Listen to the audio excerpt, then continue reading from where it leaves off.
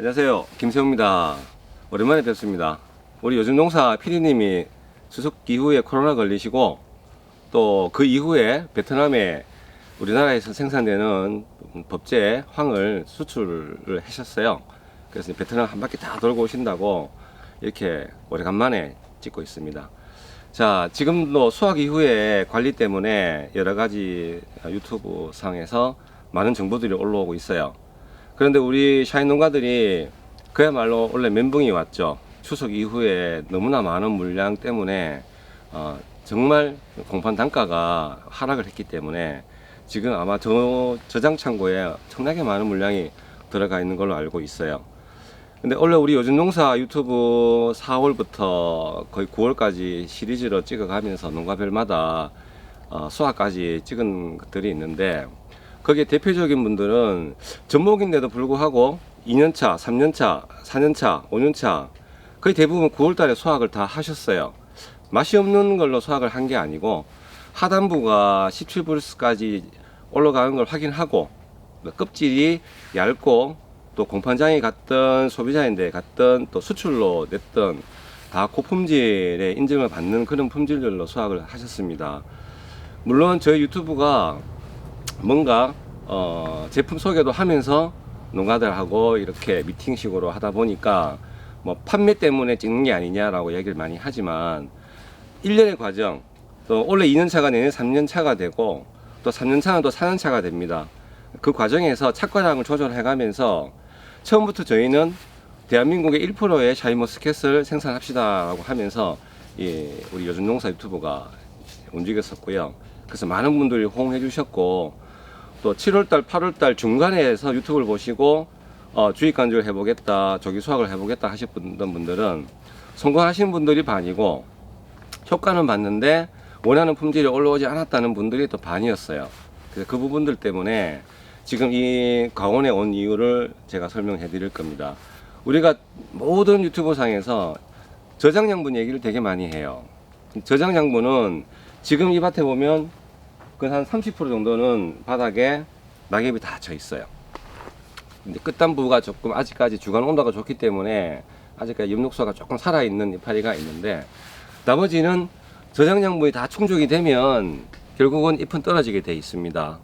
뭐 여기는 대형 하우스이기 때문에 뭐 서리를 직접 맞아 가지고 떨어진 게 아니고요, 자동적으로 저장양분 집결이 되고 완벽하게 꽃눈에 양분이 충분하게 집적이 되게 되면 이렇게 이파리가 입자로 이렇게 자색을 띱니다. 자색을 띠면서 모든 안에 있는 영양분들이 고갈이 되면서 자연 낙하가 되는 것이죠.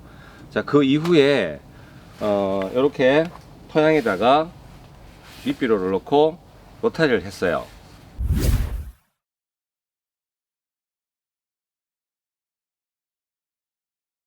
거의 일반 소고름을 많이 넣는 분들 많은데, 이 하우스에서는 냄새나는 그런 축분, 오히려 가스 피해가 있기 때문에 더 좋지 않은 그 방법이라 생각을 저는 하고 있었기 때문에 몇 년 전부터 간단하게 몇 가지는 밑비로 들어간 걸로 제가 소개를 시켜 드릴 건데, 토양 안에는요, 우리가 대부분이 하우스가 물 빠짐이 좋아진다고 해서 모래 성분, 마사 성분이 많아요.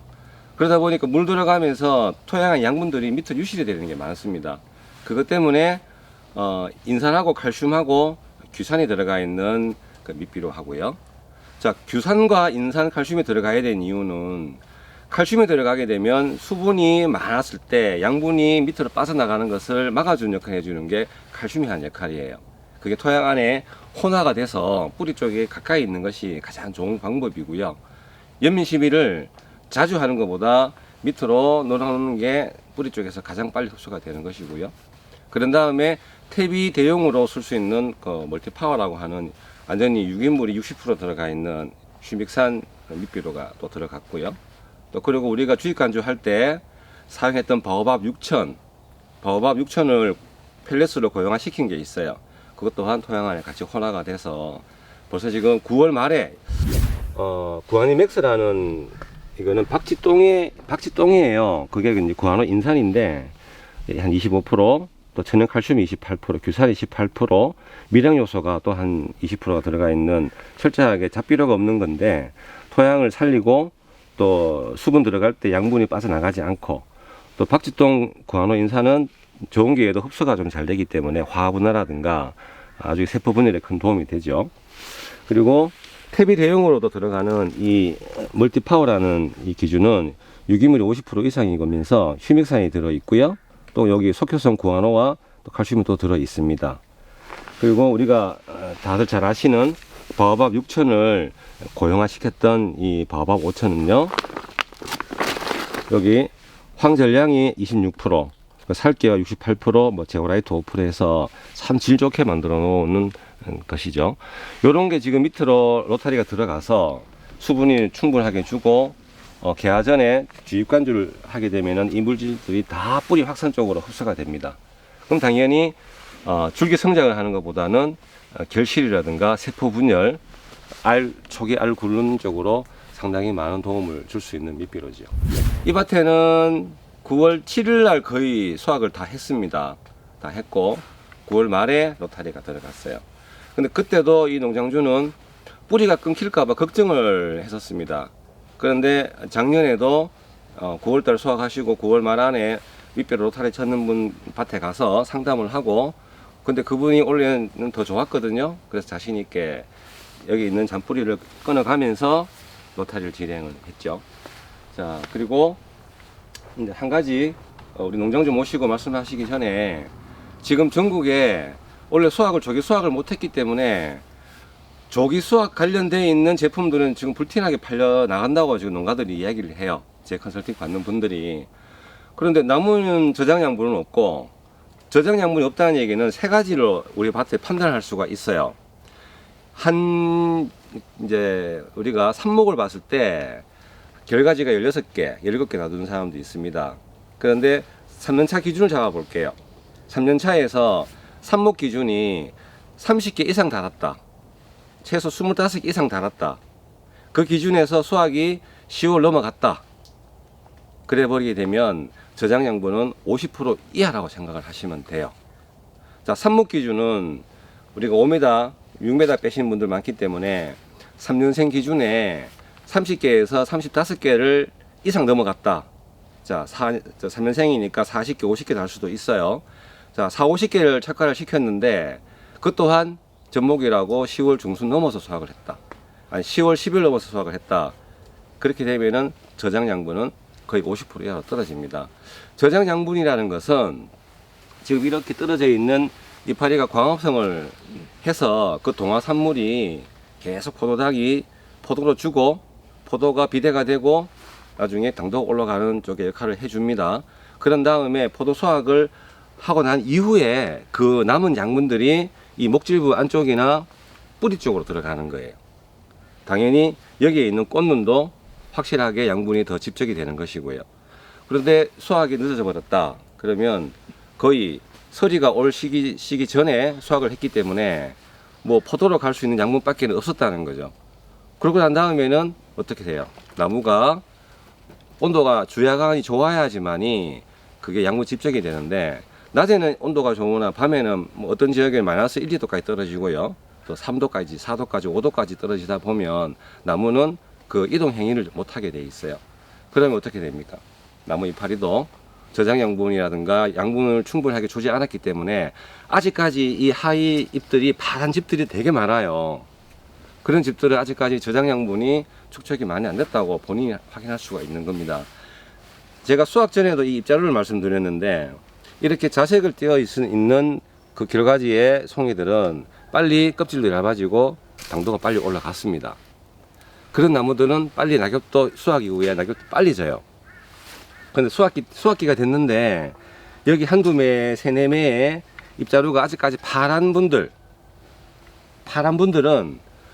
당도는 17, 18에 올라갔는데 먹어보면은 껍질이 불려가는 이물감이 생기고 두꺼운 과피가 많은 집들이 많았었어요.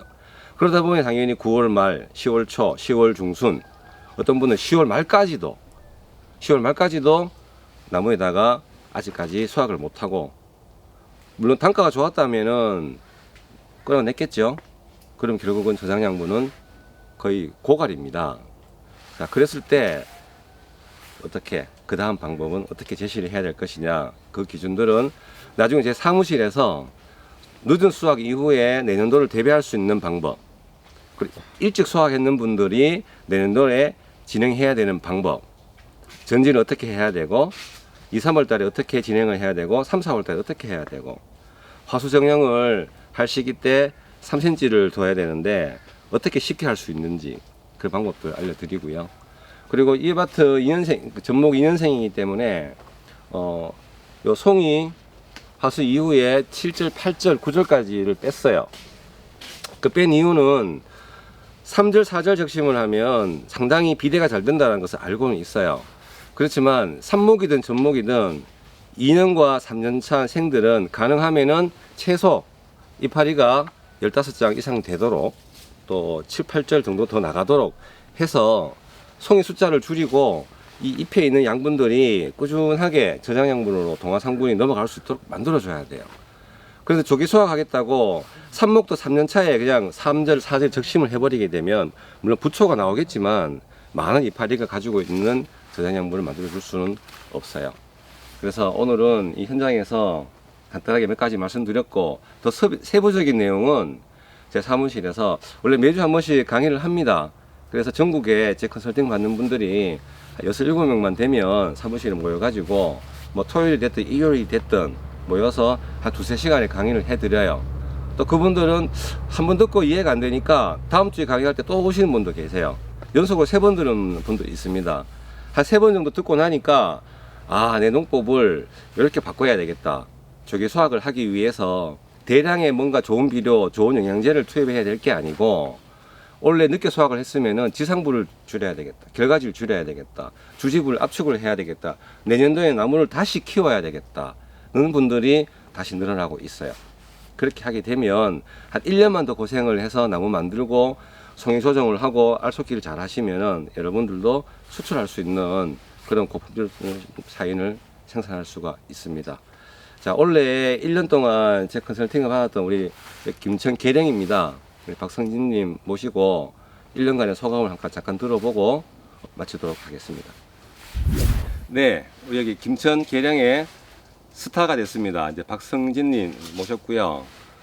주위에 많은 농가분들이 이 전목인데 2년차인데 알도 안 클 건데 하고 보니까 벌써 8, 900g씩 다 나오면서 조기 수확을 하니까 참 많은 분들이 견학을 하셨고 그래서 한번 우리 1년간의 간단한 소감. 제가 소감 묻기 전에 내년도가 3년차가 되죠. 네. 자, 전목이죠. 네. 결과지당 내년도 하나만 달 거죠. 네. 예, 저하고 약속했습니다. 3년까지는 무조건 결과지 하나당 한 개입니다. 그렇게 해서 또 한 800g, 900g 만들어서 수출도 할 수 있고 조기 수확을 할 수가 있는 조건입니다. 자, 우리 원래 여러 가지 자재들도 많이 써봤는데 간단한 소감 한 말씀만 해주세요. 올해 뭐 2년생이라서 뭐 크게 기대도 안 했었고 뭐 이 주위에 이제 저도 이제 처음 올해 처음 과일을 달아보고 열매를 달아보고 하는 거라서 뭐 주위 얘기로는 뭐 2년생은 뭐 크게 뭐 알도 안 크고 뭐 처음에 뭐 송이도 좀 크게 놔둬야 된다 뭐 그렇게 이야기했는데 오늘 결과적으로는 알도 많이 컸고 또 조기 수확도 할 수 있었고 결과로만 봤을 때는 크게 만족하고 있습니다. 그렇죠. 그런데 박성진 씨도 주위에 여러분들 말씀을 듣고 그 알을 한 70개 정도 놔둘 정도로 초기 마지막 저가 알 섞기가 끝났다고 했었어요. 근데 제가 어머니 모시고 유튜브를 다시 찍으면서 거기서 열 몇 개를 더 빼면서 55개로 조정을 많이 했었습니다. 그랬을 때는 너무 송이에 알이 비어 있었기 때문에 속이 찰까라는 걱정을 되게 많이 했었죠. 근데 그 주입 간주를 하고 연면 살포를 할 때 미네랄이나 스피드업을 적용해 주면서 할 때마다 효과를 봤다고 박성진 씨도 얘기를 되게 많이 했었고요. 그리고 원래 로타리 언제 하셨죠? 올해 9월 말경에 말경에 하셨죠? 네. 근데 그때도 뿌리가 살아있는데 뿌리 끊기면 안 된다고 걱정을 했었잖아요. 네. 근데 제가 아무리 처방을 했지만 안 할 수도 있을 텐데 했는 이유가 있겠죠? 예, 뭐 저도 처음에 걱정을 했었죠. 걱정을 했었고 그래서 뭐 다른 농가에 우리 김 대표님이 컨설팅하는 다른 농가에 그렇게 하는 데가 있다 해서 한번 가보고 그 농장주의 이야기도 들어보고 그렇게 했는데 더 훨씬 낫다고 해서 저도 올해는 그냥 해봤습니다. 네, 그렇습니다. 호불호가 갈려요.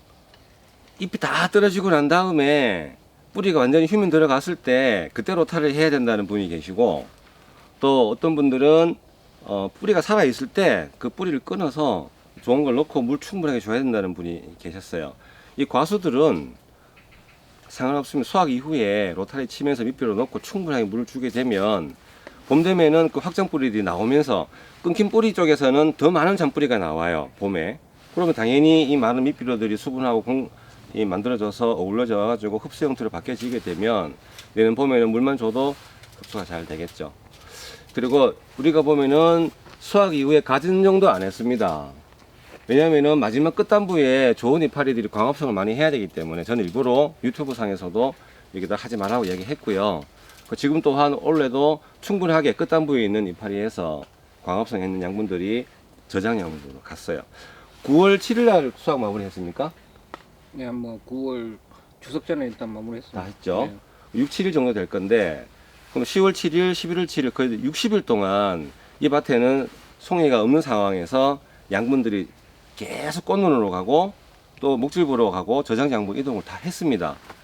근데도 내년도에 3년생이기 때문에 착가량을 많이 하겠다 이 개념을 가지지 않고 한 결과지에 하나만 달겠다고 약속을 했기 때문에 내년도에는 또 좋은 품질 나올 겁니다. 5년생을 위해서 가는 겁니다. 나무를 만들고. 하여튼 내년도에도 처음부터 좀 같이 잘 진행하고요. 이제 전지도 나중에 하셔야 되겠지만은 또 뒤에 한번 따로 뵙도록 하겠습니다. 네, 네, 감사합니다. 고맙습니다.